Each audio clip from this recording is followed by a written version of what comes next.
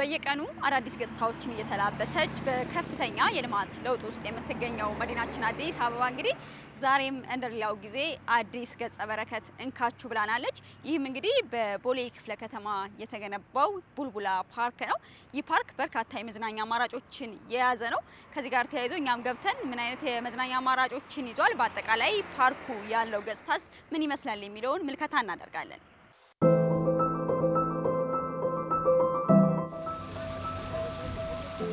ከዚህ በፊት ልጆቻችንም በኮንዶሚኒየም ቤት ውስጥ ታፍነው ነው የሚውሉት። ከዚህ በፊት ወጣቱም ህፃናትም ከቤት ወጥተው ራሳቸውን ዘና የሚያደርጉበት ቦታ ስላልነበረ አልባሌ ቦታ ሲውሉ ነበር። ድሮ ኳስ የምንጫወትበት ቦታ ምቹ አልነበረም፣ ጭቃ ነበር። በ21 ሄክታር መሬት ላይ ያረፈው ዘመናዊው የቡልቡላ ፓርክ እንግዲህ በርካታ የመዝናኛ ስፍራዎችን ይዟል።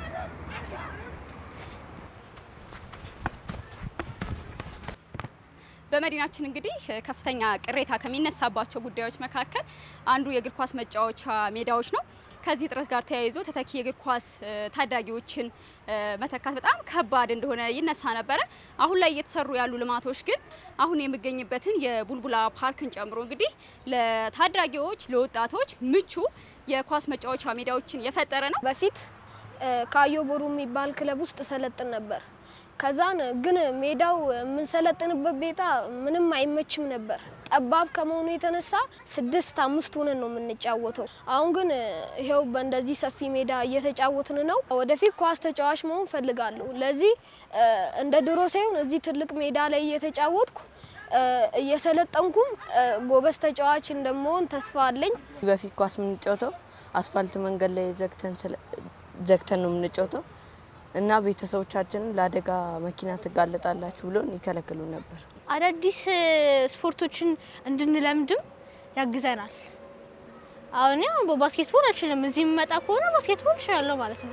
በእግር ኳሱ የኛ ሀገር ይታወቃል፣ ብዙም እንትን የለም። ግን አሁን ትውልድን ከታች ጀምሮ ኳስ እየተጫወቱም ራሳቸውን እያበቁም አይምሯቸውንም እያዝናኑ ለቀጣይም ጥሩ የኳስ ተጫዋቾችን የሚያፈራበት ያስተሳሰብ ደረጃቸውን የሚያሰፋበት አይነት ሁኔታ ነው ያየው። እንዴት ነው? ደስ ይላል። የቡልቡላ ፓርክ ቅኝታችን እንደቀጠለ ነው። እንግዲህ ይህ ፓርክ በርካታ የመዝናኛ ስፍራዎችን የያዘ ነው። በተለይ ሁሉም በተለያዩ የእድሜ ክልል ውስጥ ያሉ የማህበረሰብ ክፍሎች እንግዲህ በየፊናቸው ሊዝናኑበት የሚችሏቸው አማራጮች አሉ።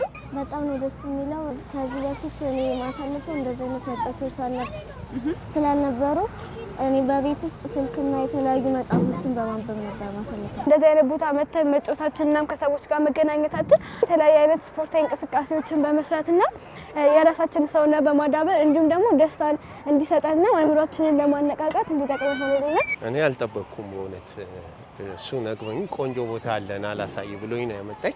ደስ የሚል ነገር ሲያይ የሚውል ወጣት ደስ የሚል እቅድ ይኖራል፣ ደስ የሚል ቪዥን፣ ወደፊትም ብዙ መልካም ነገሮችን ማሰብ ይችላል፣ ማሰላሰልም ይችላል። ያነበበውን ያጠናውን ተፈጥሮንም ጭምር እዚህ ቁጭ ብሎ ማድነቅ ለሁሉም ዜጋ ከህፃናት ጀምሮ እስከ ትልልቅ ሰዎች በጣም ጠቃሚ ሆኖ አግኝቼዋለሁ። ብዙ ጊዜ ወጣቶች የሚዝናኑት በኤሌክትሮኒክስ መሳሪያዎች ወይም ደግሞ ሌሎች አይነት የመዝናኛ አማራጮችን ነው። እንደውም ወደ ሱስ ወደ ተለያዩ ነገሮች እንዲገቡ የሚያደርጓቸው ምቹ ሁኔታዎች ነበሩ በፊት። ሰዎች ከተፈጥሮ በራቁ ቁጥር ተፈጥሮ ያልሆኑ ባህሪያቶች ነው የሚኖሯቸው። ከተፈጥሮ ጋር በተቀራረቡ መጠን ግን ብዙውን ጊዜ ሰብአዊነታቸው እየሰራ ይመጣል።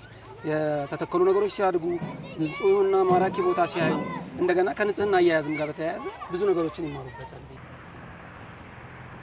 ተፈጥሮን መሰረት አድርጎ የተገነባው የቡልቡላ ፓርክ እንግዲህ በርካታ ትሩፋቶችን ይዞ የመጣ ነው። ከነዚህም መካከል እንግዲህ በጣም ረጅም እድሜን ያስቆጠሩ ትልልቅ ጥሩ መዓዛን የሚሰጡ ዛፎች እንዲሁም እንደምትመለከቷቸው አረንጓዴ ስፍራዎች አሉት። እነዚህ አረንጓዴ ስፍራዎች እንግዲህ የደከማቸው የሚያርፉበት ብቻ አይደለም፣ ሲያሻ ከቤተሰብ ከጓደኛ ጋር ቁጭ ብሎ መነጋገር መወያየት የሚያስችሉ አንዳንዴም ደግሞ ራስን ለማድመጥና ከራስ ጋር ለመነጋገር ምቹ ሁኔታን የሚፈጥሩ ሆነው መመልከት ችለናል።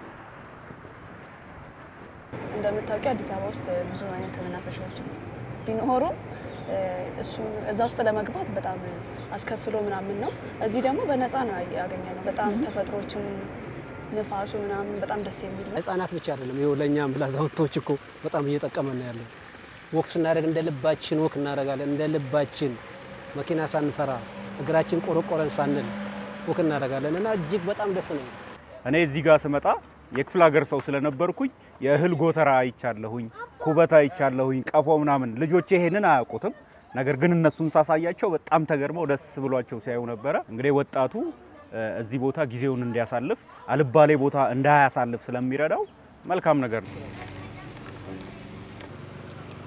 የቡልቡላ ፓርክ እንግዲህ በርካታ የተለያዩ አማራጭ የመዝናኛ ስፍራዎችን የያዘ ነው። ከዚህ ጋር ተያይዞ ሰዎች ረጅም ሰዓት በዚህ ፓርክ ውስጥ የሚያሳልፉ ከመሆኑ ጋር ተያይዞ ደክሟቸው አረፍ ብለው ሻይ ቡና ማለት ቢፈልጉ እንኳን በእንደነዚህ አይነት ካፌዎች ላይ እንደነዚህ አይነት ጨዋታዎች እየተጫወቱ የሚዝናኑበትን እድል የፈጠረ ስለመሆኑ መረዳት ችለናል።